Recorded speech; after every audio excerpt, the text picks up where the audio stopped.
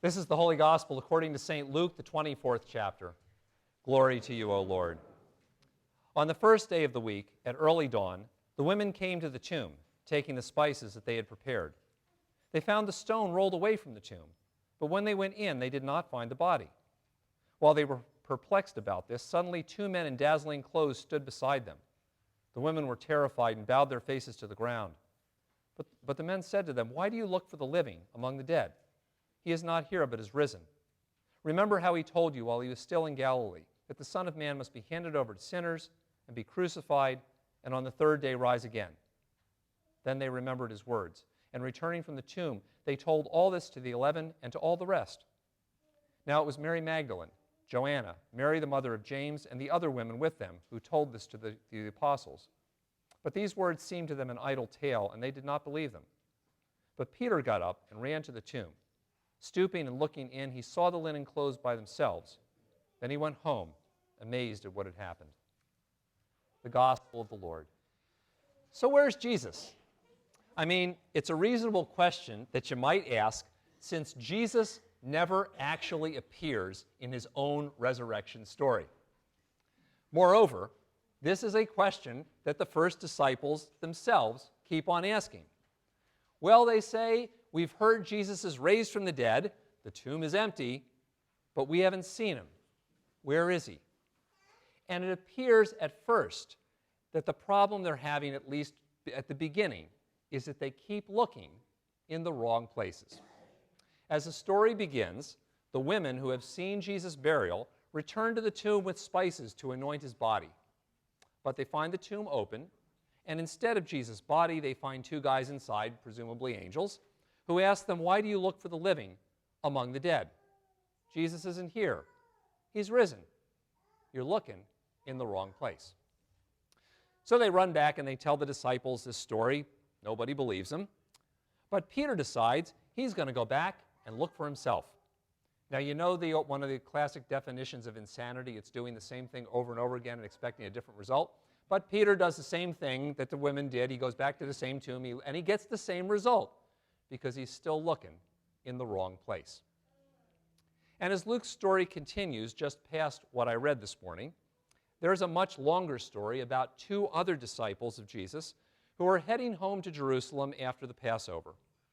They are traveling in the rush hour crowd of folks leaving town and headed to their own village about 7 miles away. As they do so, the risen Jesus walks up to them and starts having a conversation with them. But they don't recognize Jesus, and they don't recognize him for a very long time. Why not? Well, there's lots of possibilities. Perhaps the two disciples were so overcome with grief that they really didn't look closely at who they were talking to. I can't look up, that kind of thing. Maybe even Jesus was wearing a big heavy robe to shield his head from the sun, and it's kind of like one of those Monty Python things with the hood over and they couldn't see his face. That's possible also. But I suspect that maybe the reason was that these two simply were not looking to see Jesus among the regular people who were part of a crowd that they were returning from spring break with. I mean, they had been present when the women told them that they had seen a vision of angels who told them Jesus was alive. They knew others were looking for Jesus, or at least for his body, but they simply were not looking for Jesus in this bunch of people. They also were not looking in the right place. Wherever they thought the risen Jesus might be, it just couldn't be here among these regular folks with whom they were walking, and they didn't perceive the risen Jesus for a really long time because they weren't looking to see him right here among regular folks. But after they do recognize Jesus, Jesus vanishes from their sight. So they run back to Jerusalem and they tell the rest of the disciples, "Hey, we've actually seen the risen Jesus." Now, by this point, in a story that is never recounted, it seems that Jesus has also appeared at some other time to Peter. And so the disciples are now inclined to believe that there may be something to this risen from the dead stuff. Peter has seen him. These two on the road to Emmaus had seen him. And you would think that because of this, the disciples would now be saying to themselves, "Hey, you know what? Any moment now, Jesus will appear to us. I mean, he's popping up all over the place. We should see him right now." And in fact, that's what happens. But they're not expecting it. They're startled. They're scared. They think they're seeing a ghost.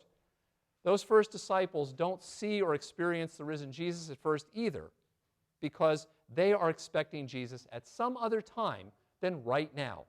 This can't be the right time. And they're not looking for Jesus at the right time, which happens to be right now. All of those first disciples, they didn't see or experience the risen Jesus at first because they were not looking at the right time or the right place or among the right people.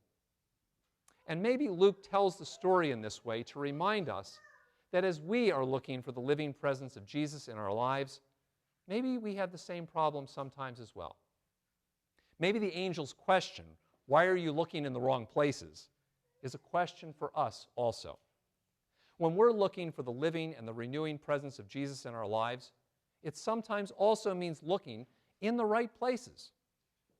Now, I don't know about you, but over the last couple of years, many of our comfortable routines and patterns of living have changed. Mine certainly have. Sometimes that seems good, and sometimes not. But sometimes it also means that the places we've expected or hoped to find God in our lives were in the routines and the patterns that actually no longer exist for us. And sometimes, like Peter, we keep hoping that by going back to the way things were, maybe we can find life and renewal again. Yet maybe for us too, Jesus is calling us to look for his living and renewing presence in our lives, in the new patterns and the different routines that we now live in. Maybe the places we now live in, whether they're spiritual places, physical places, emotional places, maybe those are the places to look for Jesus instead of the tombs of the past. For us too, if we want to experience the living, actually recognize the living, renewing presence of Jesus in our lives, sometimes for us too that means looking among the right people. I mean, maybe the two disciples on the road to Emmaus thought that Jesus, if he were alive, would be found among disciples more important than they were. But they actually experienced Jesus where they were among the regular people with whom they were traveling. And maybe that's the story for us too. The living and renewing presence of Jesus may be found by us in people we don't expect, even strangers. And maybe for us too, the key to experiencing the living and the renewing presence of Jesus is to look for him among whatever people we happen to be around at the moment. And maybe for us too, experiencing the renewing and the living presence of Jesus means looking for Jesus right now, in this moment, in whatever moment we find ourselves. You know, probably if you ask anybody who even vaguely claims to be Christian, if they expect to see Jesus after they die, they will tell you, sure, absolutely. But how many of us really expect to see and experience the living presence of Jesus right now? That was the hard part for some of those first disciples. And even if we don't see and experience the physical presence of Jesus standing in front of us, it's sometimes true for us too, that we will actually feel Jesus' presence in our lives when we're looking for Jesus right now, instead of waiting for someday after we die. In the end, Jesus chose to show up in the places, at the times, and among the people that he decided to show up in. It's just that his disciples were more likely to recognize his presence when they were open to his presence in different places, at different times, and among different people than they may have been expecting. And so on this Easter Sunday, the words of the angels aren't just for the first disciples. Instead, they're the reminder to all of us that Jesus isn't just alive, but that Jesus will reveal his living and renewing presence in our lives as well. Jesus does that because he wants to. It's his promise. It's just that we also will be more likely to recognize that living and renewing presence in our lives when we're open to the presence of Jesus in different times, in different places, and among different people than we might have used to expect.